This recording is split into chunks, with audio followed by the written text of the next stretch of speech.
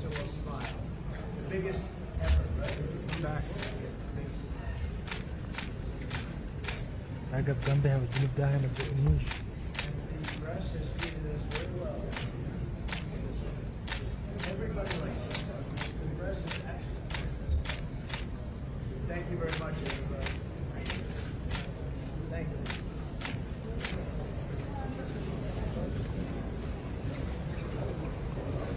We made a big deal today, so we'll smile. The biggest effort, right? Back. عقب جنبها وتجيب الداهية ما تزقنيش. And the press has treated us very well. Everybody likes us. The press is actually. Thank you very much, everybody. Thank you.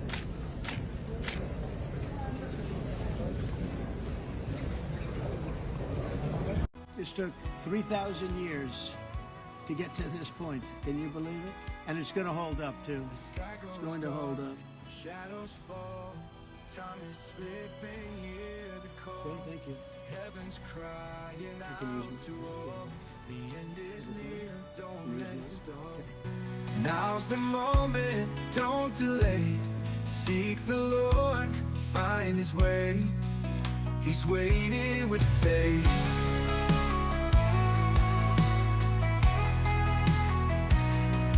Experience showed over the past decades that this option cannot be founded except through just and equal rights. Based on this, and if the whole regional populations have always been relishing the right to their independent nations, the Palestinian people is not an exception.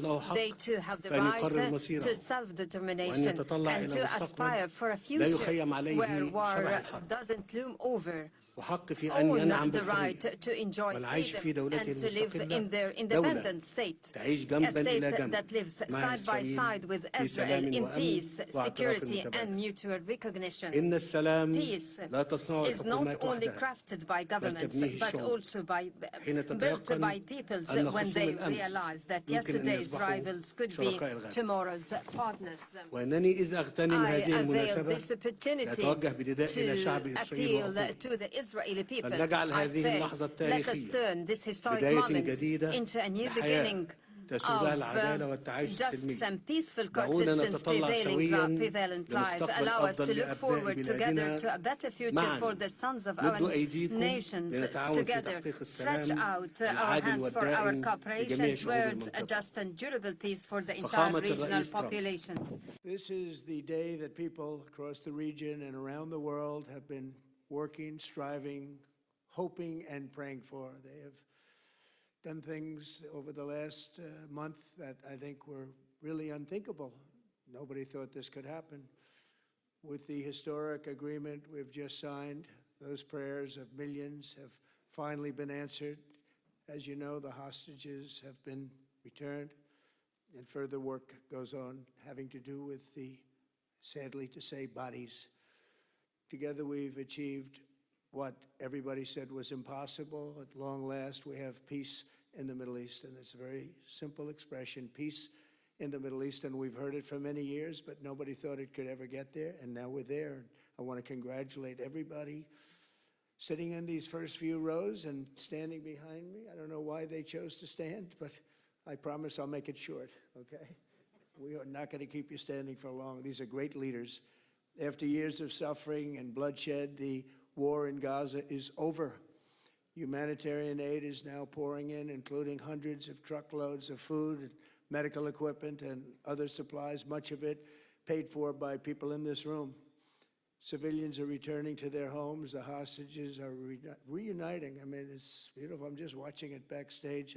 The level of love and sorrow, I've never seen anything like it. It's amazing when you see they haven't seen their mother, their father.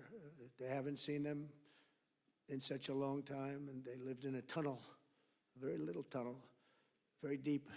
And the level of love is just incredible. It's a beautiful thing to see. It's, in one sense, it's so horrible that it could have taken place, but in another sense, it's so beautiful to see a new and beautiful day is rising, and now the rebuilding begins. The rebuilding is maybe going to be the easiest part. I think we've done a lot of the hardest part because the rest comes together. We all know how to rebuild, and we know how to build better than anybody in the world.